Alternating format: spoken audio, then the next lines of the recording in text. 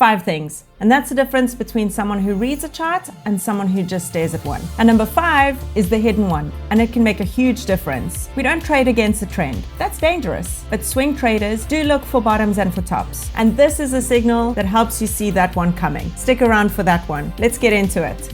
Number 1, candle bodies.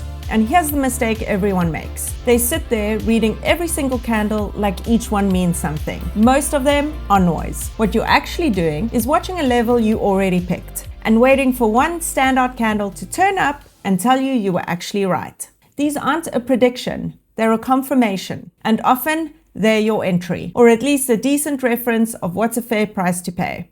Every candle is an argument about price. These thin lines, the wicks, that's the arguing. The body is the decision. Think about this morning. Which coffee shop were you going to have coffee at? 20 minutes of back and forth and someone vetoing everything and you end up making it at home. Loads of noise went absolutely nowhere. That's this one. Tiny body, long wicks. Now, the other kind of morning.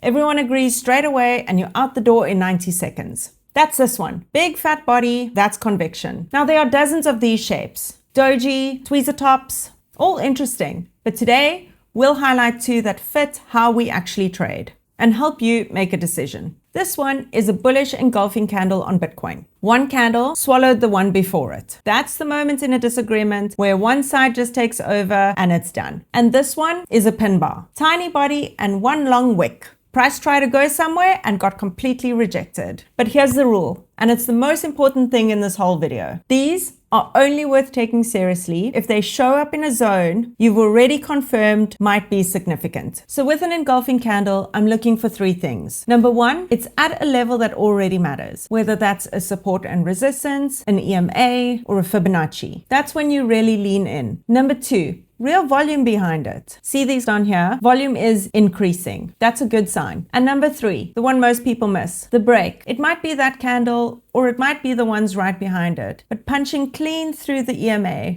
on a higher time frame, up through it or down through it, because that break is often your earliest hint that the trend itself is turning, long before those EMAs cross over and make it official. That same candle floating through the middle of nowhere is noise, but get all 3 of these and that's your confirmation. Number 2 are your time frames, and this is why I've spoken about trading on the 4-hour or above. Watch this. This is our 5-minute. It looks like a disaster. Price is falling off a cliff, your heart is going, you'd panic and get out right here. Now watch this.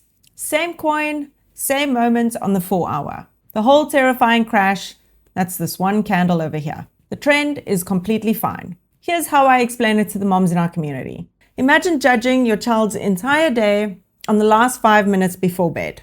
If all you saw was the meltdown over the wrong color cup, you'd think it was a catastrophe. But look at the whole day. A lovely day, with one tired moment at the end. The 5-minute chart is the meltdown. It's real, but it doesn't define the whole day. The 4-hour is where the real picture is. That's where we decide what is actually going on. Then we drop down to find a tidy entry. But we never panic out of a high time frame position based on a 5-minute candle. It just doesn't tell you the whole story. Number 3, our exponential moving averages, or our EMAs.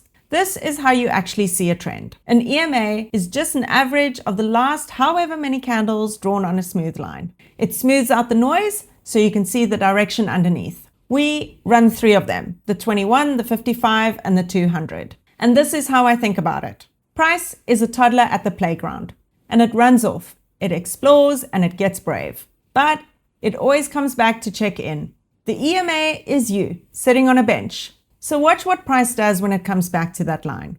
See those bounces right here? Every time price comes back to that curve and pushes off it, that's a zone worth watching. And when a candle shoots out miles above the line like this one, that's a toddler who's run too far. They always come back eventually.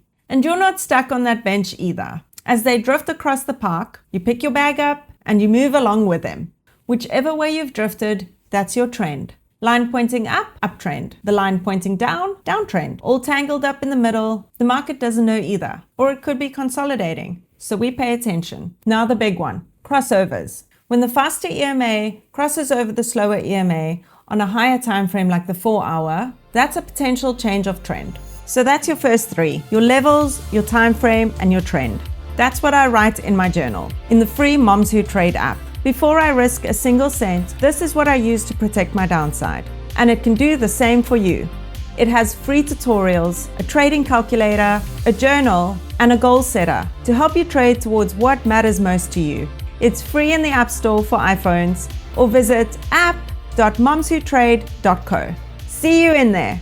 Number 4, the fair value gap. It sounds advanced, but it really isn't. Sometimes price moves so fast, it just skips a whole section. One massive candle, everyone pulling in. And sometimes it even leaves a hole behind. Here's how you spot it. Find a big, impulsive candle like this one. Now look at the candle before it and look at the candle after it. If their wicks don't overlap, that empty space in the middle right there is the fair value gap. And the market doesn't like unfinished business. It often comes back to that zone to do the trading it skipped, because half the market was asleep when it happened. They never got a turn at that price. That's the fair in fair value gap. It's the pile of laundry you walk past. You skip it, you ignore it, you're pretending it's not there. But you have to come back to it in the end. This is not always, but it does happen often. Nothing in a chart is always. But here's why it is useful. That gap is another one of those zones you can confirm might be significant. So when price comes back and a pin bar shows up right there, now you've got two things agreeing. The fair value gap falls under what is called a smart money concept, alongside liquidity. But that's a whole nother video on its own, and we'll get to that soon enough. Quick one, if this is making charts feel a little less scary, then this channel's for you. Like and subscribe if you want to keep learning with me for free. Okay, let's get back to it. And number 5, the one I promised. Divergence. Now remember, we don't trade against the trend. That's dangerous. But swing traders do look for the bottoms and the tops. And this is a signal that tells you one might be coming. Here's how it works. We look for a W. Price makes a low and then bounces and makes a second low. And that second bottom right here, it's lower than the first one. So price is telling you it's still falling. Now look down at your momentum. Same time range, and that second bottom is higher than the first. They disagree. Price is making a lower low, and momentum is making a higher low. That's a bullish divergence. Now let's flip the whole thing over for a top, and we're looking for an M. Price makes a higher high, and momentum makes a lower high. It's telling you the same lie in a different direction. But hear me on this a bit. Divergence on its own is not a green light. It's a heads up. It's the thing that makes you look for other signs of confluence. And then you confirm it with the rest of your strategy. Remember that bearish engulfing from number 1? In this case, we see bearish divergence and a bearish engulfing candle. And shortly after, we get confirmation with a massive high volume spike through the EMAs. That's how all these price signals work together. So that's your 5. The body is the decision. The 5-minute is the meltdown. The EMA is the bench. The gap is the unfinished business. And divergence is the chart telling you a lie. And notice, not one of those is a magical signal on its own. That's actually what the pros are doing. So don't try and spot all 5 tomorrow. Open one chart, mark out your levels, and then find the bodies. If you're a woman learning this, and you've been made to feel like this world isn't for you, it is. There's thousands of us doing this together, one skill at a time. See you next time.